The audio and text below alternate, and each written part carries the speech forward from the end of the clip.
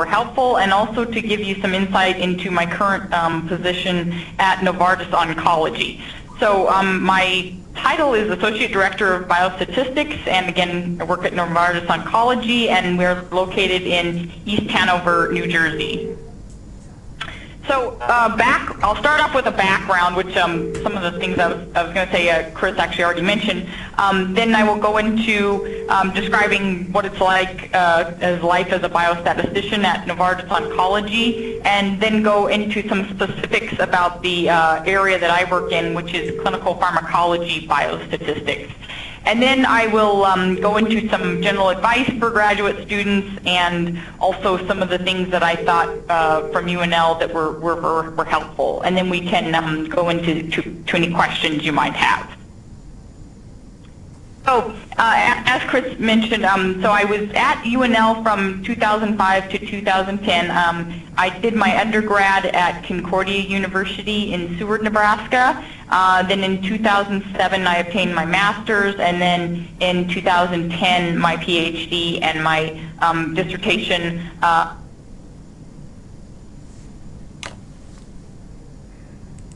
So then, after graduation, I came out to here in New Jersey to Novartis Oncology, and I have been there ever since. I have, changed roles, but still within the same the department of Novartis Oncology, which is the Clinical Pharmacology Biostats group. First, I'm just going to give you some ideas as to what it is, life is like as a biostatistician at Novartis Oncology. So our global headquarters are in Basel, Switzerland, which I was able to visit there last year, so it was really nice to get to see where the home headquarters are. But then the U.S. headquarters are here in East Hanover, New Jersey. Some of the other locations we have are in Hyderabad, India, Paris, France, and Tokyo, Japan. So it's like other pharmaceutical companies. It is, we have various locations throughout the world. So I have a video here, and I'm not sure if it'll work, but we'll attempt it, I guess, and you can tell me if it's coming through all right or if there's issues. If not, Chris put them on the course website, so you can go back to them later. Although I'm not sure if I need to. Hold on just a minute. I might need to take off my microphone and hold it up to the. Probably.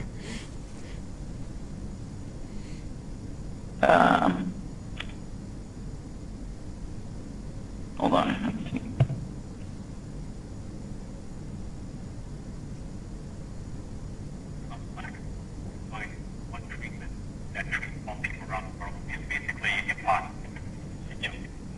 I'm just going to stop it. Can you hear it all right? Yeah, not very well, and it's a little choppy.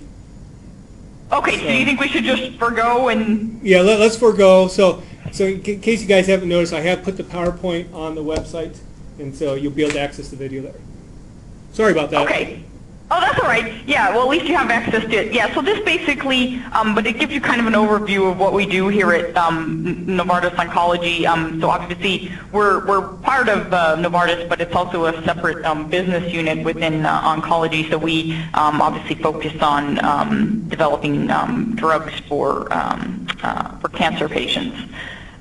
So the next slide is I just kind of give you an overview of some of the roles that a biostatistician plays. So first of all, the key role is a member of the clinical trial team. So we work on these cross-functional teams to develop protocols for clinical trials, and also the case report forms, which is basically where the data is collected. I mean, it's collected electronically, but we still design, how that is going to be collected electronically. Then we work on, the main deliverable is creating the statistical analysis plan. So based on what's set out in the protocol of what data is to be collected, how are we going to analyze it and report the results. Then we work with the programmers who create the outputs for the clinical study report, which is called the CSR, and then we help write up the results in the CSR. So that's kind of a general overview of the role of a trial statistician. Then, here's another video. Again, I won't show it, but it gives further insight into life as a biostatistician at Novartis Oncology. So you can play that later after class.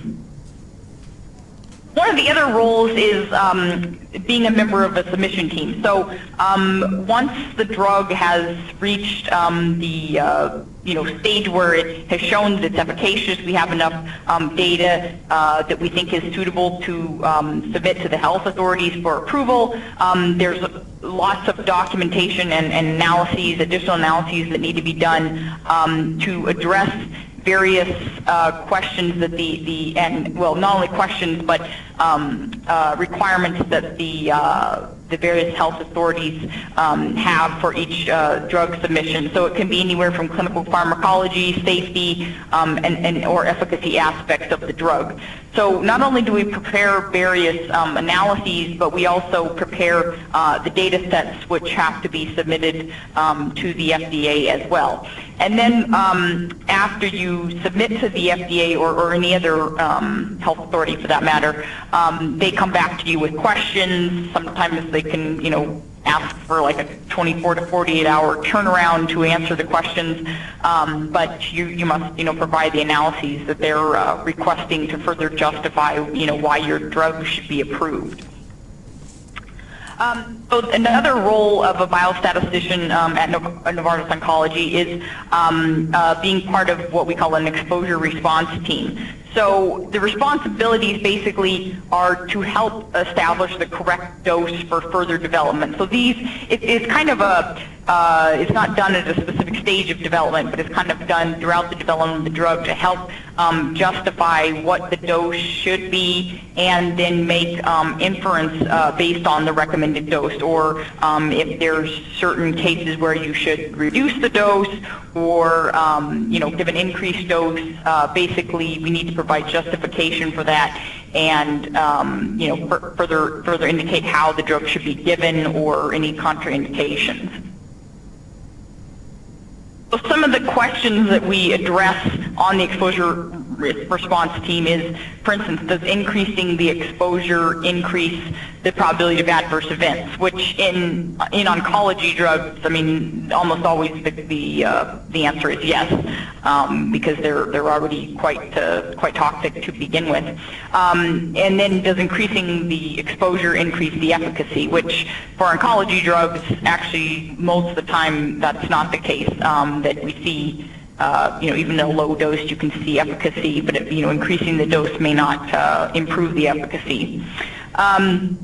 And then ultimately, what is the optimal dose? Because especially in oncology, we want to maximize the efficacy, but given that the drugs are typically quite toxic, we also want to try to minimize as much as possible the side effects. So that's kind of some of the goals questions I should say, that we try to address and with these analyses that we do on the exposure response team. So now I'd like to give you a little bit more details in the specific area that I work in, which is clinical pharmacology biostatistics. So first of all, clinical pharmacology studies basically form the basis of early development work and also remain an important component of the late-stage development of the drug. Some of the aims of clinical pharmacology studies are to assess how much the drug is in the body at a given dose at a given time, and also to determine the dosing strategy. Should it be given as single? Should it be given as repeated doses? Should it be given twice a day, once a day? And also link the drug concentration to the pharmacodynamics, such as efficacy and safety. So kind of tied to what I discussed previously of, does increasing the dose increase the efficacy? Does increasing, the dose, decrease the safety, etc. And typically, we try to conduct most of these studies in healthy volunteers, if possible, because a lot of it's safe to give, this cancer drug, say, in one dose of a healthy volunteer. But some studies require multiple doses to be given, and if multiple doses are to be given, then we have to conduct those in cancer patients because it's not ethically, it's not ethical to give multiple doses to a healthy volunteer. So some of the different types of clinical pharmacology studies include, we call it ADME, but it's absorption, distribution, metabolism, and excretion, which is basically studying, exactly once from when you take the drug to when it's eliminated, what all does it go through and how does the body basically digest it. We have bioequivalent studies, which I'll talk a little bit on the next couple slides. Bioavailability studies, which are basically the same thing as the bioequivalent study, except it's just a little bit less formal. Then we have food effect studies to determine if the drug has a food effect. There's organ impairment studies, so basically to determine if subjects with renal or hepatic impairment eliminate the drug at a different rate. Then there's thorough QT studies, so that's basically looking at the cardiac impact of the drug. And then drug-drug interaction studies, looking at whether taking the drug with another drug, if there's additional side effects or things that we should be concerned about. And then ethnic sensitivity, which is basically looking at does the exposure of the drug change in different ethnic populations. So ultimately, all these studies are used to obtain information that will go on to the drug label and package insert. So, for instance, if it says, most drugs you get, it says do not take with food or take with milk or whatever. So there's a lot of, basically all this information that we're obtaining from these studies is what's ultimately going to go on to the label of how to take the drug, what you should not take it with. If you see a side effect, possibly how you should reduce the drug, etc. So bioequivalent studies. So basically the goal of a bioequivalent study is to formally demonstrate that two formulations have similar bioavailability. So you can see in this graph here, so this is the typical pharmacokinetic profile of a drug. So we look at various PK parameters such as Tmax, which is the time that the concentration reaches its maximum, which is referred to as Cmax, and then the area under the curve, which is basically the extent of absorption of the drug. So when we want to show bioequivalence, you basically have to do a study to show that your drug is equivalent. So a lot of times in the preliminary studies, we use a capsule, which is it's very easy to produce, but it cannot be produced on the mass quantity. So once the drug goes on to further in development and looks like the drug is promising and we want to market it, we have to switch to a tablet, which is maybe a little bit more challenging to make, but it can be mass produced. So in order to do that switch, we have to do a study to show that basically these two formulations are the same. So how do we show that they're the same? So basically we do analyses to compute the geometric mean ratio and the 90% confidence interval for the ratio of the pharmacokinetic parameters such as Cmax and AUC of the tablet versus the capsule, and then we compare that 90% confidence interval to 80 to or 0.8 to 1.25 bounds. So basically if the confidence interval lies within there, we consider them bioequivalent. So just as a little example, a little exercise, so in these 6 example scenarios, do they meet bioequivalence criteria? So in this example, the middle bar is the mean, and then the lower and upper bar represents the 90% confidence interval. So there's 6 different scenarios, and you can see the references 0.8 and 1.25. So the answers, So for 1, you would say yes, it's bioequivalent because the confidence interval is contained within the bounds. For 3, it looks like it's, close to being, I mean, the ratio is probably just a little bit over 1, but we can't claim bioequivalence because the confidence interval is so wide, but likely we could have claimed it if, maybe a larger sample size. 4, it failed because the lower bound is below the 0.8, likely some type of formulation effect, so, indicating that the 2 aren't really equivalent.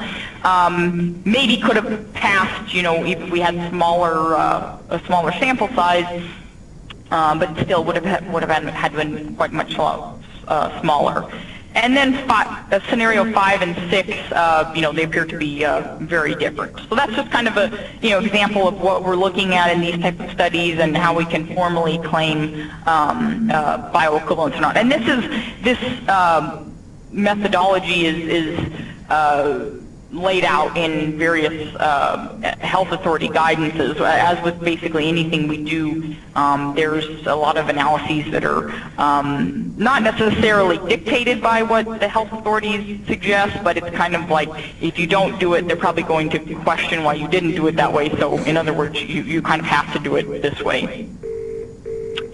So other CP studies that we conduct, as I mentioned earlier, there's food effects. So basically it's the same analysis as you would do for a bioequivalent study, but you compute the geometric mean ratio and 90% confidence interval of the fed state, meaning either a high fat or low fat meal versus the fasted state. And of course if your ratio is much less than 1 or much greater than 1, indicates a negative or positive food effect. And then of course that's what would go onto the label as to whether it could or could not be taken with food. And then organ impairment studies. So most drugs are eliminated either through renal or hepatic excretion, and many are metabolized either in the liver or excreted renally. So they can have decreased clearance of the drug by impaired liver or kidney functionality. So if you have decreased clearance of the drug, that can lead to an increased Cmax and the likelihood of adverse events associated with the higher exposure. So if we see that there's an impact of renal or hepatic clearance, then we, you might suggest that you have a dose reduction in such patients to, avoid potential adverse events that is associated with that increased concentration of the drug in the blood. So some other CP studies are drug-drug interaction studies. So metabolic elimination can be inhibited, activated, or induced by the use of concomitant therapies. So our investigational drug may either inhibit or induce the metabolism of other compounds. So in other words, if you're taking our drug with, just for an example, Tylenol, for instance. it may either increase the effect of Tylenol or decrease it. So either way, we need to understand what is that impact, and if anything should go onto the label indicating whether the drug can or cannot be given with other types of drugs. And the analysis is the same basically as the bioequivalence. We look at the geometric mean ratio of the two of the drug with and without the interacting drug, and see if the ratio is close to 1. And then obviously, depending on the results, that determines if we need to put reason for dose adjustment or other actions that should be taken on the drug label. So now, just to conclude, I would like to give some just general advice and things that I thought were helpful experiences or courses at UNL. So general advice, I think that I tried to summarize some of the key things that I would say is kind of take-home messages. So first of all, establish contacts with professors and people in the areas you wish to work, or the specific, if you want to go into the pharmaceutical industry, or you want to go into, agricultural statistics, or wherever, or academics. It's good to establish contacts with people in those areas. And I also think, establishing contacts with not only your advisor, but just talking with other professors in the department, because they're obviously a wealth of information and have, contacts themselves that may be able to set you up with. And then pursue research or teaching assistantships to cover the cost of school, which obviously is a great benefit. Seek out internships.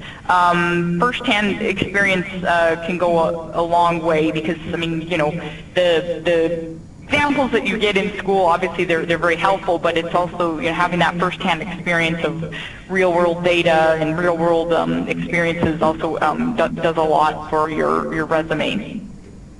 And research potential jobs or areas of interest on, online. Now, basically you have it's just a wealth of information out there, so it's easy to get an idea of what jobs are out there, or, you can look on companies' websites to, determine what, positions are available, or, even areas that you might want to work in. And then the master's obviously is helpful, but in some industries like the pharmaceutical, in general they require a PhD. There are some cases where there's some people that have masters that are trial statisticians, but in general everyone has a PhD. So it's I would say it's suggested, it makes you more marketable, but that's just, I'm saying from a pharmaceutical perspective. I'm not sure, some other areas it may not be as highly recommended as in the pharmaceutical. And then the last thing kind of is more of a, it doesn't apply to just your education, but life in general. The more you put into it, the more you get out of it, which I think is a good, philosophy that the more you invest into your education, ask questions, try to get the most out of it, the more it'll benefit you, and ultimately, you'll see the success play out later in your career. So helpful UNL experiences or courses. So I had a research assistantship with the PQRI, Product Quality Research Institute Stability Shelf Life Working Group. And that was a great experience for me, because I was on this team of members from, we had FDA and industry, and then obviously myself and Walt were members. So it was a great opportunity to collaborate with people both in and outside of academia. Also attending conferences. I attended JSM several times and ENAR, but it was great to establish contacts with people, and also just to learn about what other areas of statistics people are working in or researching on. Also working with classmates on challenging homework problems. I felt that was very helpful. Sometimes I prefer to try to figure things out myself, but sometimes, things were just so difficult, or I wanted to at least talk with other people to get some ideas on how you might solve a problem. And then the weekly seminars I found to be very helpful, because I'm assuming you still have those, but where you could hear not only from people within the department but outside the department. I think that was very helpful to get an further idea of areas that statistics could be applied, and also might open the door to you get to thinking about areas you might want to go into after you graduate. And then also asking questions, getting clarification from professors on course material, I think is very helpful, given that the material isn't by any means easy, or maybe in undergrad things were a lot easier to pick up on, but in graduate school things are more challenging, and you need to ask questions to get further clarification so that you have a in-depth understanding of the material. courses that I would find to be most helpful, I mean, by all means, I think all courses were helpful. I can't think of one course that I would say wasn't helpful. But I would say the most relevant were generalized linear mixed models, and then the clinical trials course that I took through UNMC. I thought that was very helpful. And experimental design and theory, and then categorical data analysis.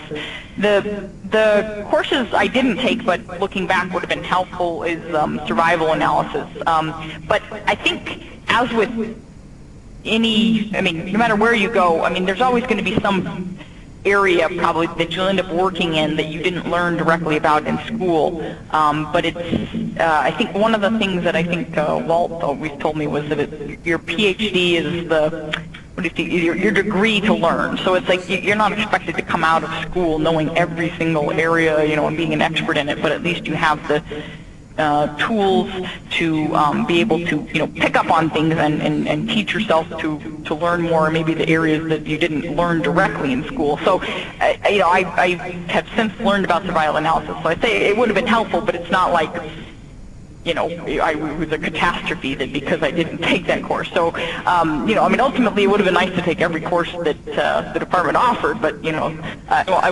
didn't want to be a perpetual student, you know, for 10 years or something. So, yeah, so, I mean, obviously take the courses that you are most interested in, and, you know, even ones that maybe you're not sure if you're interested in, but either way, you know, if you don't take something, it's not like it's the end of the world either. That, you know, you can always pick it up on your own, or, you know, do research. So, so in summary, there's exciting opportunities in biostats at Novartis Oncology, where you work cross-functionally to bring new treatments to cancer patients. We use statistics to determine information on the drug label related to the safety and efficacy of the drug. And then make the most of your graduate school experience, seek out internships. As I said before, first-hand experience goes a long way. And then reach out to your professors for advice and assistance. Again, not just your you know, whether it be master's or PhD advisor, but all, you know, all your professors. And then try to establish contacts in the areas you wish, in the areas you wish to work, so that you can help to, you know, obtain positions once you graduate. So I think with that, I will turn it over to questions. Are there questions?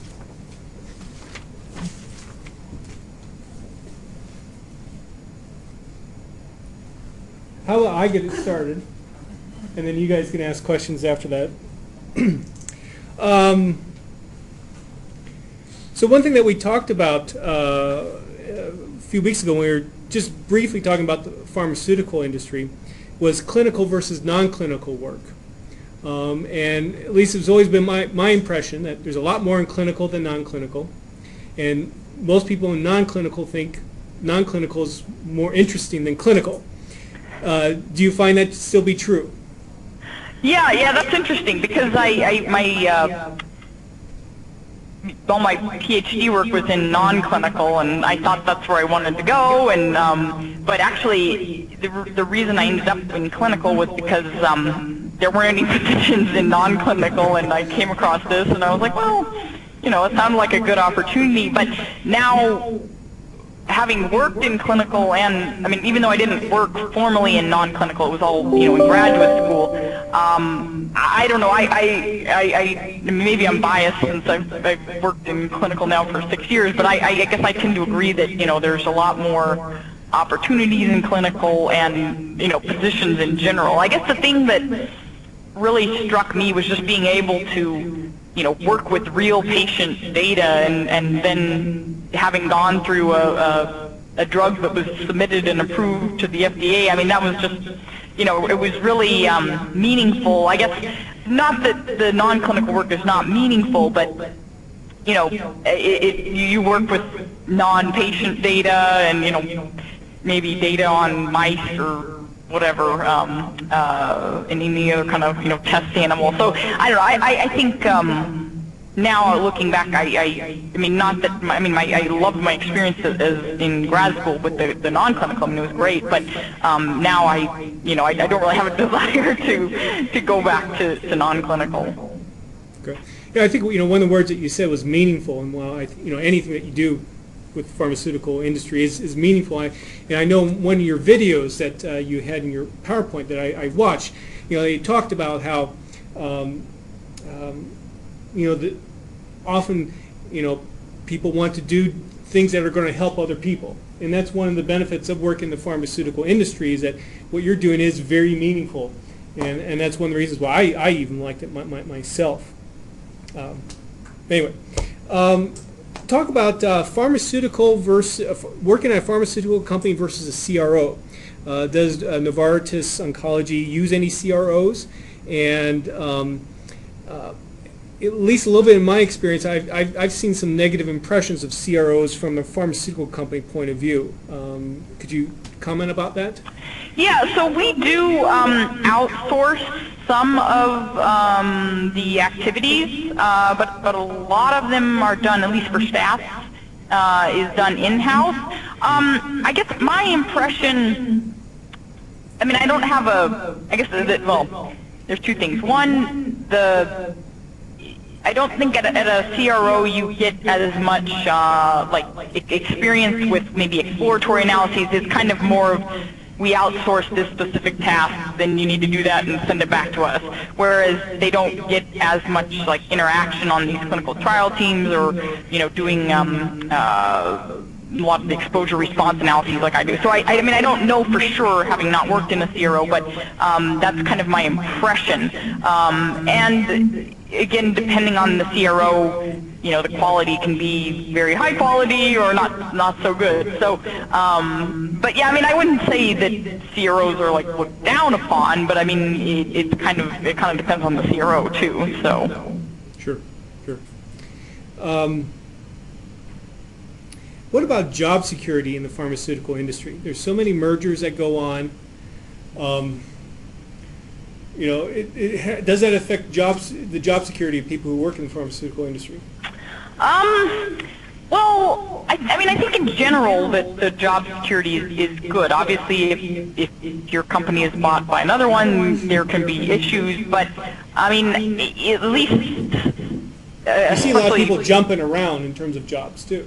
Yeah, exactly. There's, I think, I don't know other industries, but I would say pharmaceutical is probably one of the highest turnover rates if I had to guess. But so even if you were to get laid off, it's there's other opportunities out there. So it's not you're laid off and there's nothing else out there. So even though there may be some cases where some companies were susceptible to being bought out, and of course then your job might not be there, but there's plenty of opportunities in other companies. So. Okay. There's that ringing again. I have no idea where it's coming from. It's every about 15 minutes, I think. Tell us, so you're working with teams of people, and especially with teams of people in other disciplines. What other disciplines do you typically, or people in other disciplines do you typically work with? So the people that are, I primarily work with the clinical pharmacologists, so the people I work with.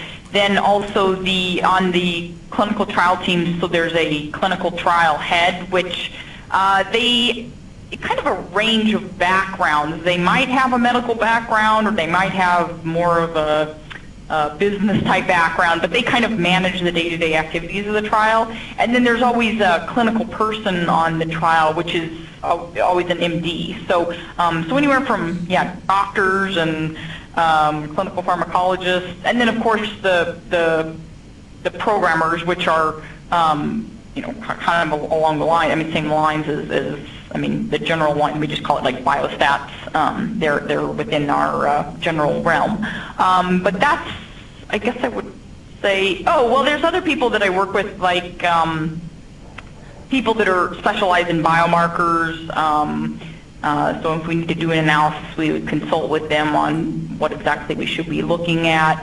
But I think that's pretty of course, there's other, many other functions that I don't directly work with them, like marketing or things like that. So you mentioned programmers. Are these like SAS programmers? Are these people with statistics degrees? Some of them have masters in statistics. Some of them have degrees in like computer programming or math. So it's kind of a wide range of backgrounds for the programmers, but they have some sorts of at least basic statistical background. So what are they programming? Is it basically to get the data in a usable form for the statistician to analyze?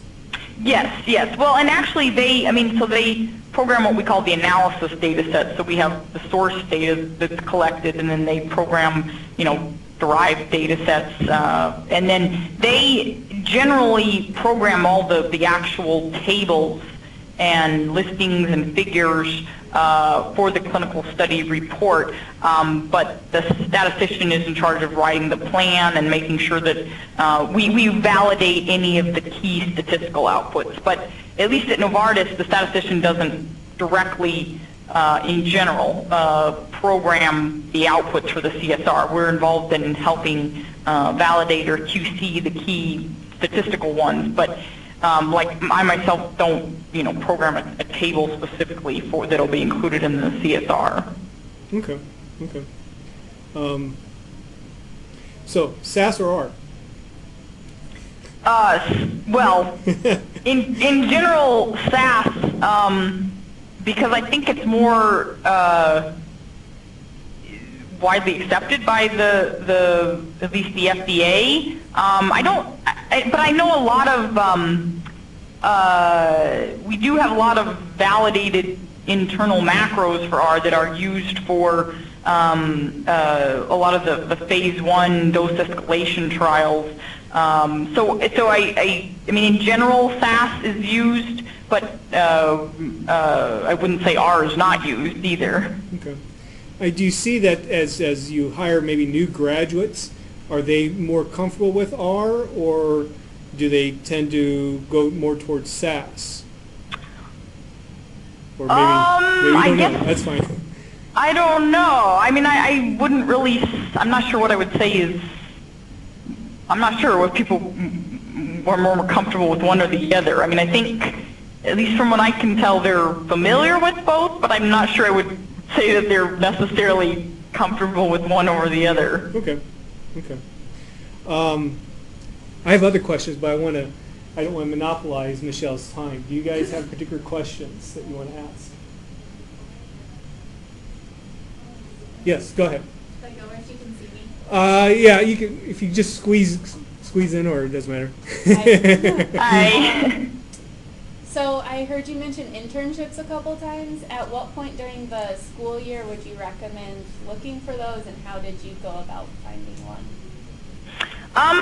So I got to think, I'm not sure if I remember exactly when I started, but I mean, the earlier the better. I mean, if you want to do an internship for next summer, I mean, I would definitely say start looking now, because some of the ones, at least that are listed in the AMSTAT news, I think some of the deadlines are early in the quarter 1. So definitely, it doesn't hurt, I mean, to start looking now. I mean, and because probably next semester, some of the key opportunities might be already filled.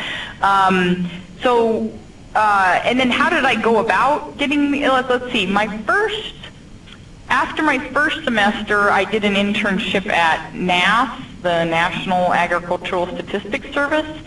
And honestly, I don't remember exactly how I found that one. But I mean, it was probably just, maybe it was a newsletter or something I saw, or I was just researching online. But yeah, that was, I think I just found online. And there's an office, or at least there was an office in Lincoln that I met with the director there, and the position was actually in right outside of D.C., but he got me, contacted with people out there, and then I was able to obtain the internship out there.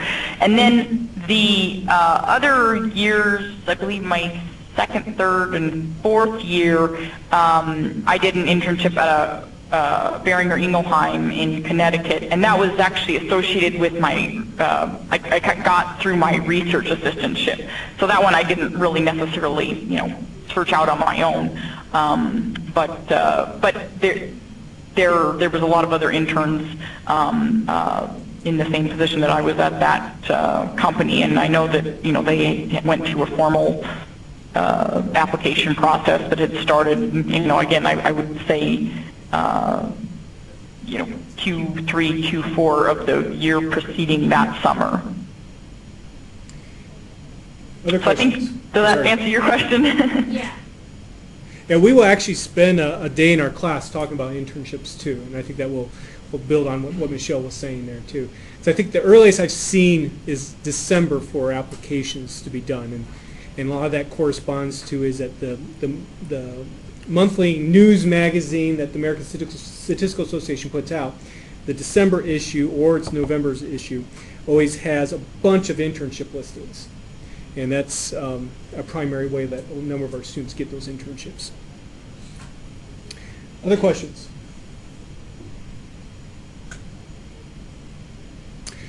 Okay, I have some other questions I'm curious about. How many hours a week do you work typically? That's a good question. Well, it kind of depends, but I would say on average, like 50 to 55 maybe. Okay. But so on paper we're only supposed to work like 7.5 hours a day, which is not very much. But that's actually, I find, has been an area that challenging for me. In terms of, there's a lot to do, and I need to strike a balance between my, work and personal life of, does this really need to be done right now? Do I really need to spend the weekend working on something that, probably could wait? So that's, and it's also a little bit of a challenge for me to, try to separate my, from working too much from, to getting getting done what needs to be done. So I wouldn't say that, it's not like I'm really required to work that much. It's just I do, but I probably work a little bit more than I should. I think that's a challenge for a lot of people. When you get that, especially when you get that PhD, because you have to work so hard to get it, you're just kind of used to it. And right. And to some respect too, like what I tell my wife is, statistics is my hobby too. So when I do work on it some evenings, it's my hobby. What's a typical starting salary for a new PhD graduate working in the pharmaceutical industry? Do you have any idea? Ooh, like now? 80s? What'd you say? 80s? In the 80s, 90s? No, I would say 90 or 100. I'm not sure, but it probably depends on the area of the country too. But yeah. I would say probably 90-ish or upper 90s. But that's just a really rough guess. But I'm not sure. Sure. Well, I remember. You remember Bowen? Oh yes. Yeah. So he. I think it was Merck. Okay. I remember when he told me what he was getting. He was getting like as a salary it was probably high 80s or low 90s. And I told Bowen, Bowen, this was in 2012, 2013. You're making more money than me. But again, he had a 12-month position. I had a 9-month, but still. Yeah. Well, but it's a lot. It costs a lot more to live out here than Lincoln too. Sure. So. Sure. That is true. That is true. What kind of benefits do you get? Is there, at least my little experience with pharmaceutical industry, there was a lot of extra benefits that one could get. Like there was like a store on campus that you could buy the actual products that the company manufactures.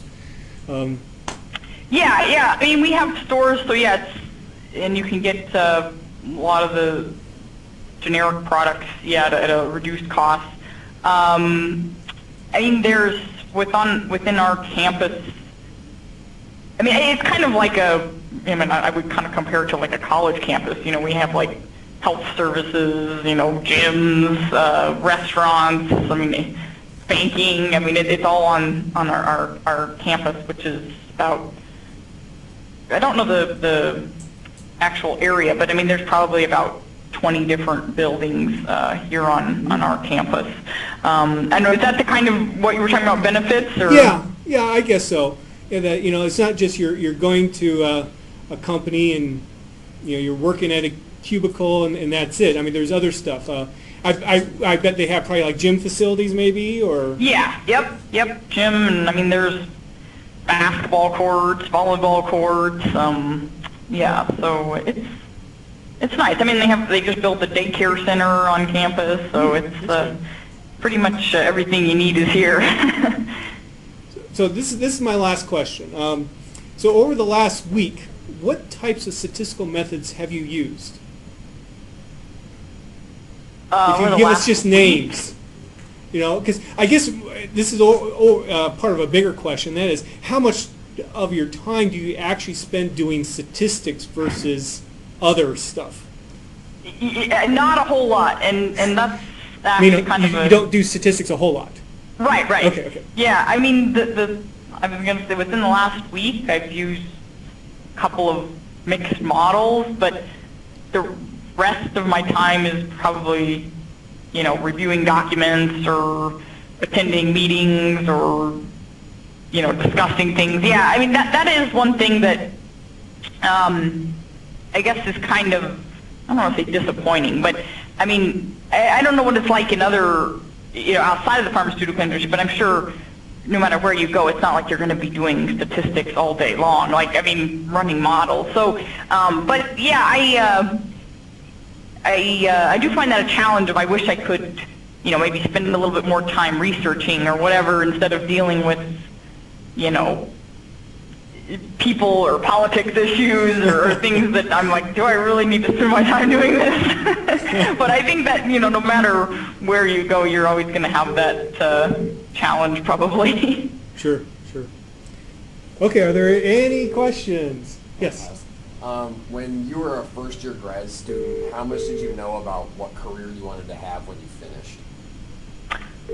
When I was a first year, I don't think I had a real good idea. I mean, I knew I didn't want to go into academics. I didn't want to be a teacher, but beyond that, I think my first year I was pretty open. I mean, like I said, all I know is I didn't want to teach, and after that, it was kind of just whatever I came upon and got interested in after that. So yeah, I didn't really know what I wanted to do my first year. Did you maybe find that as other students that you went to, in terms of other students in your class, had that similar feeling that they didn't necessarily know exactly? If I remember correctly, yeah, I think so. I mean, and even into the second year, I'm not sure that, I mean, maybe people got an idea of the areas they wanted to go into, but even if I remember correctly, you know, some of my fellow classmates, I mean, even when they were looking for jobs, it wasn't like they knew they wanted a specific job in a specific area. You know, they had applied to a whole bunch of areas. I mean, I think the only thing that people definitely had made a decision on was whether they wanted to go to, you know, into teaching or not. But other than that, I think it was kind of broad, at least from what I can remember. But yeah, so it's not like, you know, you feel you should have to definitely have decided by your first year what you what exact area you want to go into. Are there any other questions? Yes. So, was there anything you wished you had done in your first year that would have helped you build up your profile? Like later on? That I wished I would have done. I mean, I think I would say I did everything I could. I mean, there wasn't anything specifically that looking back, that I felt was, you know, I could have done differently. I mean, I guess again, I just stress the, you know, getting the most out of your your education and you know, digging into the material, make sure you understand it. But I think those are kind of the keys that I would say.